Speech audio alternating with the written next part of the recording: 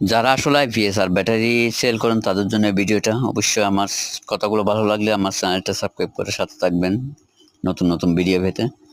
তো আসলে আমরা যে কোনো ব্যাটারি কাস্টমার ছাড়া যদি পানি ঢোকাতে হয় অবশ্যই এরকম একটা ভিডিও করে রাখবো, কেননা এটা পরবর্তী সময়ে আপনার প্রয়োজন হতে পারে। আমি সিরিয়াল নম্বর সহ এভাবে পানি ঢোকানোর সময় ভিডিও করে রাখি, কেননা কিছু কিছু অসাধু ব্যবসায়ী আছে, ব্যাটারি ব্যবসায়ীরা, যখন আপনার কাছ থেকে কেউ একটা ব্যাটারি নিবে, হয়তো আইপিএস এর প্রবলেম হয়েছে, অন্য কোনো প্রবলেম বা লোডশেডিং এর প্রবলেমে যখন ব্যাটারিটা একটু ডাউন দেখা যাবে, তখন ওরা বলে যে পার্শ্ববর্তী সদরগুলো বলবে যে আপনার ব্যাটারিটা সেকেন্ড হান্ড দিছে, যার কারণে এরকম হয়েছে, ব্যাটারিটা চেঞ্জ করেন। তো এই প্রবলেমটা সলভ করার জন্য আমি ভিডিওগুলো করে রাখি, কেননা উনি যাতে বলতে না পারে আমি ওনাকে পুরাতন ব্যাটারি দিছি। তো অবশ্যই ব্যাটারির জন্য আমাদের সাথে যোগাযোগ করতে পারবেন, নতুন ব্যাটারি আইপিএস এর জন্য।